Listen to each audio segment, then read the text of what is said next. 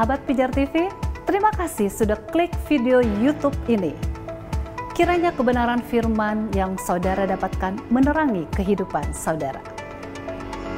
Untuk mudah menyaksikan video-video lainnya dan mendapatkan update dengan cepat, klik subscribe. Jangan lupa, berkat Tuhan jangan disimpan sendiri. Klik tombol share di bawah. Dan bagikan video ini ke sebanyak-banyaknya orang yang saudara kenal. Salam terang bagi Indonesia.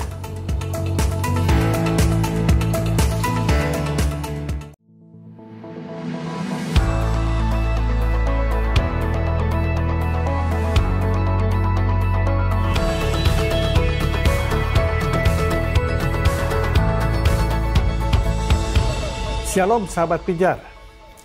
Ada 3 jenis suara yang ada di dalam kehidupan kita, yaitu suara hati kita, suara Tuhan, dan suara setan. Nah, bagaimana kita membedakan ketiga suara ini? Suara hati merupakan suara yang berasal dari dalam diri kita sendiri. Biasanya itu disebut dengan keinginan daging. Ya, kalau di dalam Alkitab. Sedangkan suara Tuhan merupakan suara yang sesuai dengan kebenaran firman Tuhan. Sedangkan suara setan tentu saja segala sesuatu yang bertentangan dengan firman Tuhan. Permasalahannya sekarang adalah bagaimana kita bisa mengenali atau membedakan suara Tuhan dengan suara yang lain.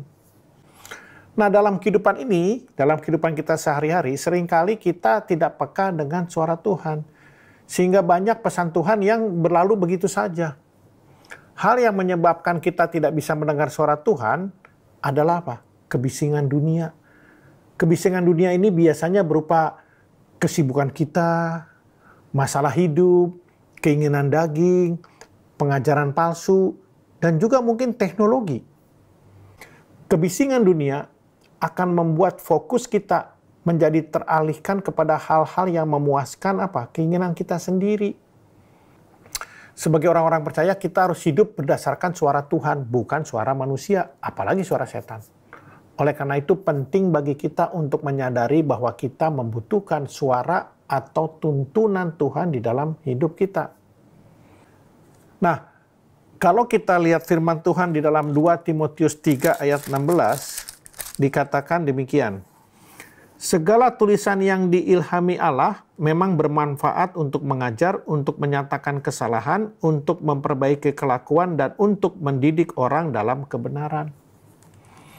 Untuk dapat mengenali suara Tuhan, kita perlu meluangkan waktu setiap hari mempelajari firman Tuhan, membacanya, merenungkannya, dan terlebih lagi melakukan dalam kehidupan kita hari lepas hari. Firman yang kita renungkan ini harus menjadi buah yang matang dan harum baunya. Artinya apa? Dapat dinikmati dan dirasakan oleh orang-orang di sekitar kita. Semakin kita sering menggunakan waktu untuk bersekutu dengan Tuhan, ya, melalui pembacaan firman, mendengar firman, maka semakin mudah kita mengenali suara Tuhan dan pimpinan Tuhan di dalam hidup kita.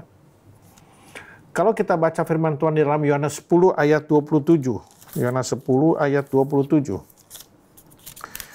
Dikatakan demikian. Dombaku mendengar suaraku dan aku mengenal mereka dan mereka mengikuti aku. Setiap domba akan mengenali suara gembalanya. Karena setiap hari mereka bersama-sama, mereka bergaul dan juga sering mendengar suara gembalanya. Domba hanya akan mengikuti suara gembalanya. Kalau domba itu mendengar suara orang lain, maka dia tidak akan mengikuti. Karena domba itu tidak mengenal suara orang lain itu. Jika kita sungguh-sungguh mengenal gembala agung kita, yaitu Tuhan Yesus Kristus, maka kita akan dapat mengenali atau bahkan peka terhadap suara Tuhan. Pengenalan yang benar akan Tuhan yang akan membuat kita dapat mengenali suara Tuhan di dalam hidup ini.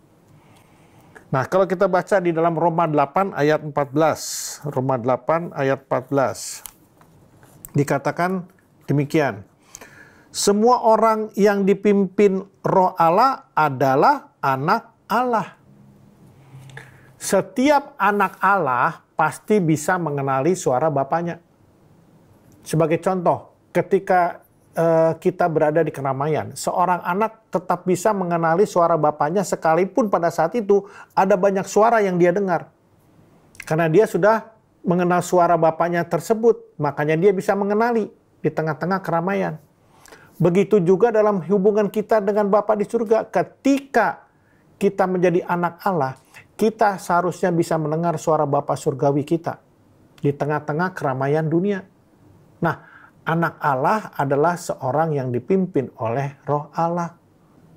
Untuk dapat hidup dipimpin oleh Roh Allah, kita harus hidup dalam Roh. Supaya apa? Supaya kita bisa mengenal dan mendengar suara Bapa. Jadi harus dipimpin oleh Roh. Kita tahu bahwa hidup ini sebetulnya kumpulan dari rentetan keputusan-keputusan yang harus kita ambil. Mulai kita bangun pagi, kita sudah dihadapkan dengan keputusan demi keputusan. Betul kan? Nah, sekarang bagaimana kita mengambil keputusan yang sesuai dengan kehendak Tuhan? Kuncinya adalah kita harus bisa mengenali mana suara Tuhan, mana suara hati kita, dan mana suara iblis. Suara Tuhan selalu sejalan dengan firman Tuhan. Dan biasanya selalu ada nilai-nilai kekekalan di dalamnya. Sedangkan suara hati kita biasanya memiliki nilai-nilai sementara. Dan kalau suara iblis, ya kita tahulah, selalu bertentangan dengan kebenaran firman Tuhan. Masalahnya apakah kita selalu ada di dalam firman-Nya? Bagaimana kita bisa mengenali suara Tuhan tapi tidak pernah merenungkan firman Tuhan? Tuhan memang tidak berbicara langsung lagi seperti dulu kepada umatnya di zaman perjanjian lama. Tetapi Tuhan bisa memakai orang-orang di sekitar kita untuk menyatakan tuntunannya. Misalnya apa? Bisa melalui gembala kita, bahkan istri, suami, atau bahkan orang-orang yang tidak pernah kita duga sebelumnya. Berdoalah kepada Tuhan agar Tuhan berbicara melalui mereka. Sama seperti tokoh di dalam Alkitab namanya Gideon, di mana dia meminta tanda kepada Tuhan. Apakah yang dia dengar itu suara Tuhan atau bukan? Ya, kalau kita baca di dalam Hakim-Hakim 6 ayat 17 dikatakan demikian. Maka jawabnya kepadanya, jika sekiranya aku mendapat kasih karunia di matamu, maka berikanlah kepadaku tanda bahwa engkau sendirilah yang berfirman kepadaku. Gideon meminta tanda kepada Tuhan lewat hal-hal yang ada di sekitar dia. Dan Tuhan menyatakan suaranya loh, melalui apa yang diminta oleh si Gideon ini. Begitu juga dalam kehidupan ini, kita bisa mendengar suara Tuhan melalui orang-orang di sekitar kita, atau bahkan kejadian-kejadian yang kita alami. Selain itu, kita juga bisa melihat konsekuensi dari keputusan tersebut. Misalnya begini, kita harus mempertimbangkan konsekuensi mana yang lebih baik, yang lebih memungkinkan untuk kita jalani. Dan ketika kita yakin bahwa keputusan itu merupakan suara Tuhan, selalu biasanya akan ada damai sejahtera ketika kita mengambil keputusan itu. Damai sejahtera ini akan ditandai dengan adanya kekuatan untuk menjalani keputusan itu sekalipun mungkin ada risiko yang harus dihadapi. Tuhan bisa berbicara kepada kita lewat firman-Nya, lewat Roh Kudus yang berdiam di dalam diri kita, lewat doa, lewat orang-orang di sekitar kita, entah itu teman, orang tua, anak, saudara, bahkan orang-orang yang kita tidak pernah pikirkan sebelumnya. Juga melalui kejadian yang kita alami. Kuncinya adalah dengan menjaga hati kita untuk tetap murni di hadapan Tuhan, agar kita bisa peka mendengar suara Tuhan. Saudara terkasih, kita adalah terang bagi Indonesia. Oleh karenanya, jaga terangmu. Tuhan Yesus memberkati.